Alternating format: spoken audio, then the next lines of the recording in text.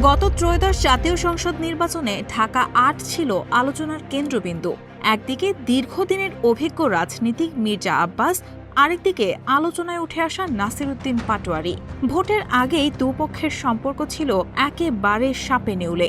মাঠের সভা থেকে টকশো, কোথাও ছাড় দেননি কেউ কাউকে। ভোটের দিনও কেন্দ্র ঘিরে উত্তেজনা, কর্মী সমর্থকদের বাকযুদ্ধ, অভিযোগ প্রতি অভিযোগ, সব মিলিয়ে যেন থ্রিলার সিনেমার স্ক্রিপ্ট। প্রথম দফার গণনায় যখন খবর ছড়ালো কিছু কেন্দ্রে পাটোয়ারি এগিয়ে, তখন রাজনৈতিক অঙ্গনে চাপা গুঞ্জন।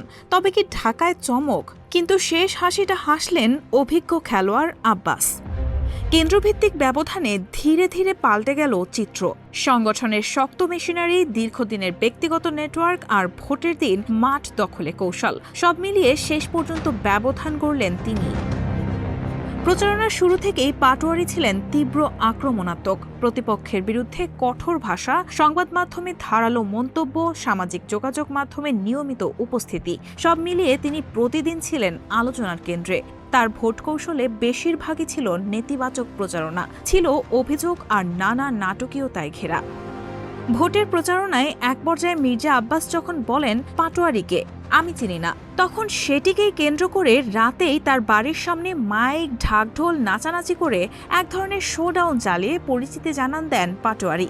ভিডিও ভাইরাল হয়ে সামাজিক যোগাযোগ মাধ্যম মাতাতে সক্ষম হয় ঠিকই, কিন্তু শহুরে শিক্ষিত ভোটারদের একটি অংশের কাছে এটি কৌতুকের অংশ হলেও গ্রহণযোগ্যতা পায়নি। অনেকে মনে করেছেন এটি নির্বাচনী লড়াইকে বিনোদনে নামিয়ে আনার ঝুঁকি তৈরি করেছে। এছাড়া এর আগে শরীফ ওসমান হাদির হত্যাকাণ্ড এই আসনের নির্বাচনী পরিবেশকে আরও স্পর্শকাতর করে তুলেছিল। বিশ্লেষকরা বলছেন, দেশের রাজনীতিতে এমন উত্তেজনা ও অস্থিতিশীল সময়ে ভোটারদের একটি বড় অংশই স্থিরতা ও পরিপক্ক নেতৃত্বের প্রত্যাশা করেছে। ঢাকা ৮ আসনের ১০৯টি কেন্দ্রের মধ্যে ১০৮টিতে বিএনপির মির্জা আব্বাস ৫৬,৫৫২ ভোট পান।